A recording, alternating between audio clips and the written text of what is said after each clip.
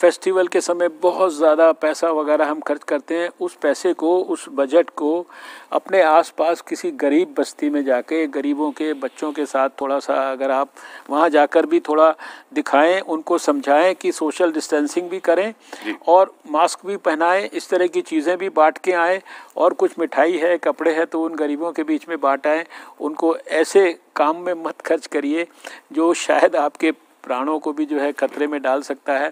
तो मुझे लगता है कि ये शायद 2020 के लिए एक आइडियल तरीका होगा। बाकी जो अभी कहा गया कि न्यूट्रिशन पे ध्यान रखना, ठीक से अपना अच्छा भोजन करना, उसमें बैलेंस्ड की बात की गई है, फलों की बात की गई है, और फिर जो सिंपल तरीका है अपने आप को स्वस्थ रखने का, वॉकिंग से अच्छा और आसान तरीका तो कोई है नहीं, उसके लिए कोई उसका भी समय हम प्रॉपरली चुन सकते हैं।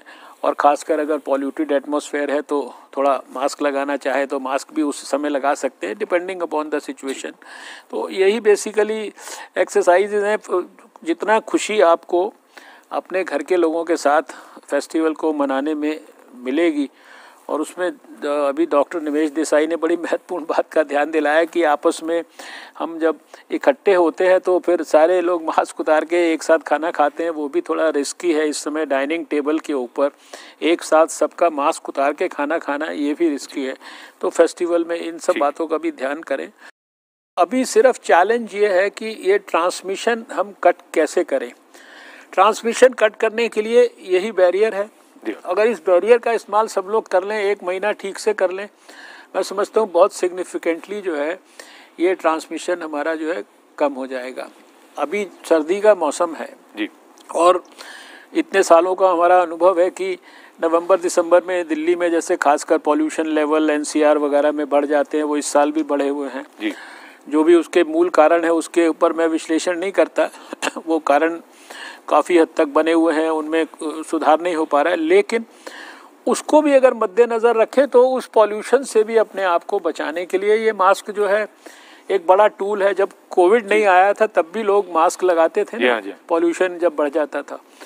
तो इस कारण से भी अगर मास्क लगाएं तो क्या हर्जा है किसी भी प्रकार से। सारे देश में हम डिक्लाइन की तरफ हैं, ये खासकर दिल्ली में विशेष रूप से हमारे को इस समय थोड़ा प्रॉब्लम ज़्यादा महसूस हो रही है जी।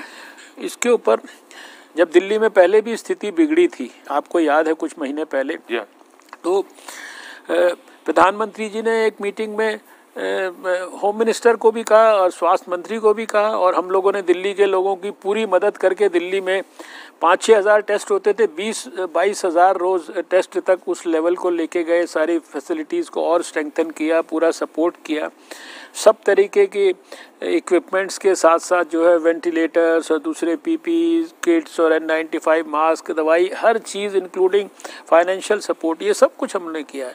वो सारी चीज़ों के लिए हम लोग अभी भी पूरी तरीके से एक तरह से प्रोएक्टिवली तैयारी कर रहे हैं, सपोर्ट कर रहे हैं, कंटिन्यूसली मॉनिटर कर रहे हैं। यूँ तो दुनिया के अंदर 200 से ज़्यादा वैक्सीन कैंडिडेट्स हैं, उसमें से थोड़े से क्लिनिकल ट्रायल्स में एडवांस स्टेजेस में पहुंच गए हैं, 3-4 हमारे भारत के हैं उसमें, और उसमें से भी 2 तो थर्ड फेज़ में पहुंच गए हैं। और उस सब के आधार पर हमें उम्मीद है कि जैसे नया साल शुरू होगा 2021, तो पहले महीने में नहीं तो दूसरे महीने में हमारे को निश्चित रूप से वैक्सीन उपलब्ध हो जाएगी। सब लोग कोविड के खिलाफ लड़ाई को लड़ना सीख गए हैं, समझ गए हैं उसको, स्ट्रैटेजी को क्या करना ज़रूरी है ये समझ गए हैं। लोगों के लिए भी कोई रॉकेट साइंस जैसी बात नहीं है, लोगों के लिए तो सिंपल सी बातें हैं, वो भी लोगों को बता दिया है। बिल्कुल। और आपने देखा कि गांव वगैरह के लोगों ने, शायद हमें लगता है थोड़ा शायद बेहतर समझा है, शायद गांव में इतना नहीं केसेस हो रहे जितने कि पढ़े लिखे लोगों के बीच में शहरों के अंदर या पेरी अर्बन एरियाज़ के अंदर केसेस ज़्यादा हो रहे हैं।